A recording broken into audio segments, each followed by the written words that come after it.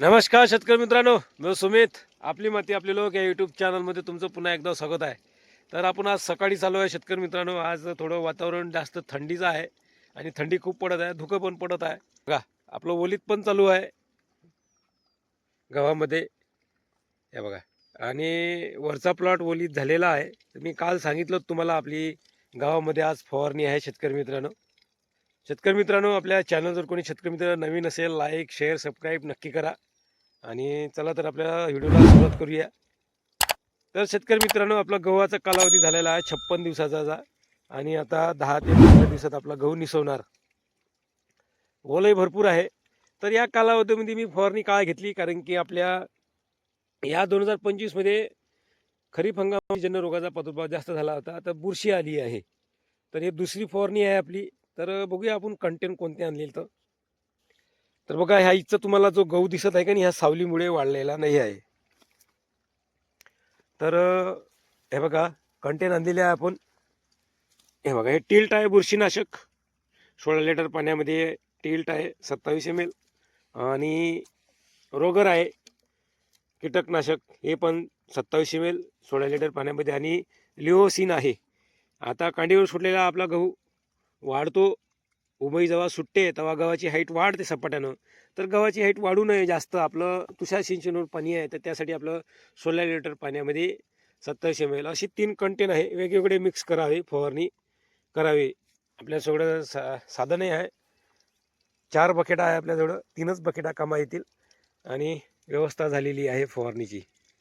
तर सकाळी आलो आपण. तर आपल्या गव्हावर सध्या दड आहे. तर एका घंट्याने आपण फवारणीला सुरुवात करणारच आहोत. 9 वाजता, 9 साडे 9 वाजता. तर अशी फवारणी आहे शेतकरी मित्रांनो. तर तुम्हाला दिसत असेल माझा गहू, नाही का, आता सध्या टोंगे टोंगे हाईट झालेली आहे. बघा, हाईट बघा. आणि फुटवे पण चांगले केलेले आहे. मी फुटवेचा व्हिडिओ पण टाकलेला आहे.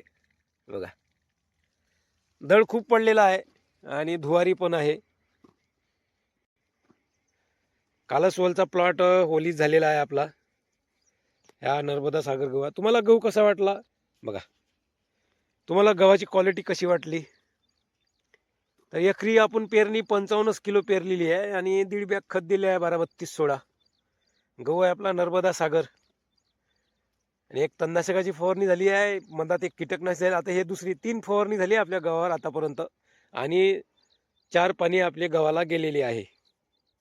हे 4थं पाणी चालू आहे बघा.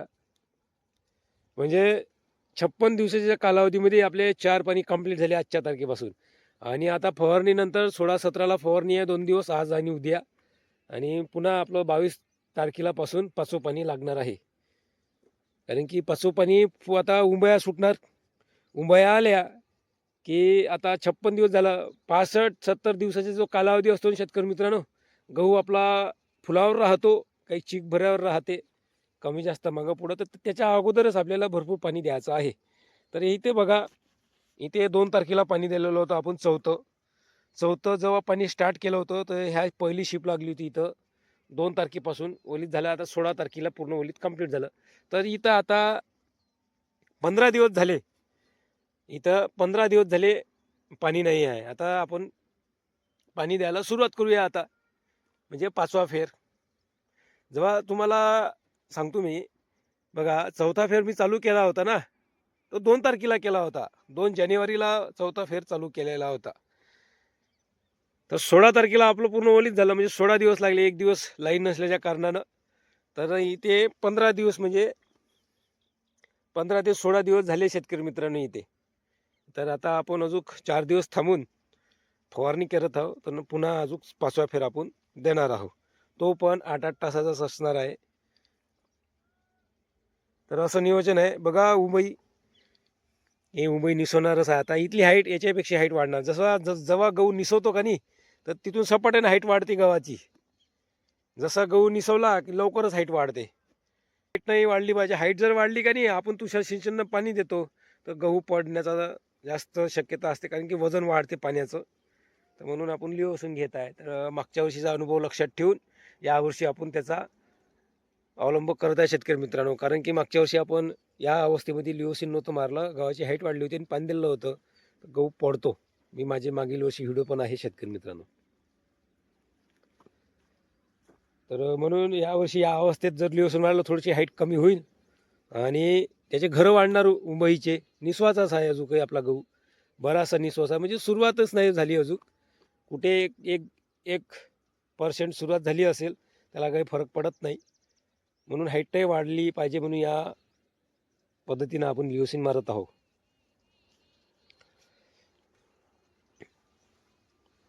तर म्हणजे आता वाढ म्हणजे त्याची वाढीची अवस्था ते वाढणार नाही.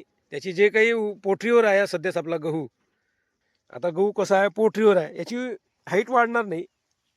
या गव्हाची पोटरी पोकणार. हे गहू आहे काय, हे जे गहू आहे ना याची वाढ होणार.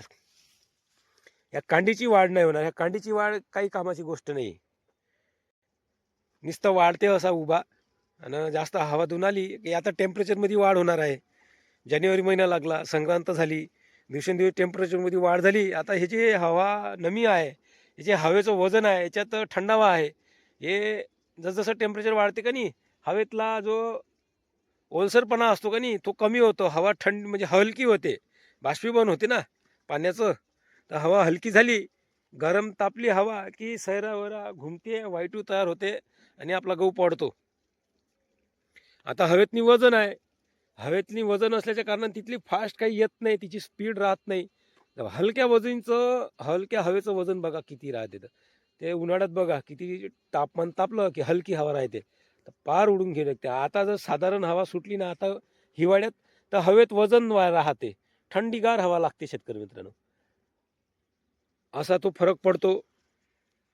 म्हणून आता शेतकरी मित्रांचा गहू आता पाणी देत असाल, ज्या शेतकऱ्यांनी मित्रांनी गहू लवकर पेरला असेल, तर उंबाया असेल, निसवला असेल, जीव पडले असेल नाही का मागं पुढे, तर पाणी देताना काळजी घ्या. पाणी म्हणजे हवा जर असली तुमच्या परिसरात, ज्या दिवशी हवा जास्त आहे, तर पाणी देणं टाळा. तुषार सिंचनने पट पाणी देणं टाळा, थांबून जा, तो दिवस जाऊ द्या, नंतर दुसऱ्या दिवशी. कारण की सारखी हवा नाही राहत, वातावरणातही बदल होते शेतकरी मित्रांनो, नाही का.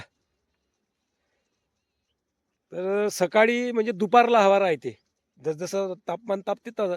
सकाळला 12-1 वाजेपर्यंत ओलीत होते, 12-1-2-3च्या समोर तर वाईटू सुटते नाही का. पाणी देत असताना जेव्हा आपला गहू शेवटचं पाणी देतो आपण भरणीसाठी, म्हणजे फुलाच्या अगोदर, गहू फुलावर याच्या अगोदर पाणी द्यायचं. आणि एक चीक भऱ्यावरही जर दिलं तर काही फरक पडणार नाही. नाही, असं नियोजन आहे शेतकरी मित्रांनो माझं. तर तुम्हाला कसा वाटला माझा गहू, हा नर्मदा सागर. तर आता आपण फवारणीला सुरुवात करू. तर पुन्हा व्हिडिओ आपण नेक्स्ट व्हिडिओमध्ये. धन्यवाद शेतकरी मित्रांनो.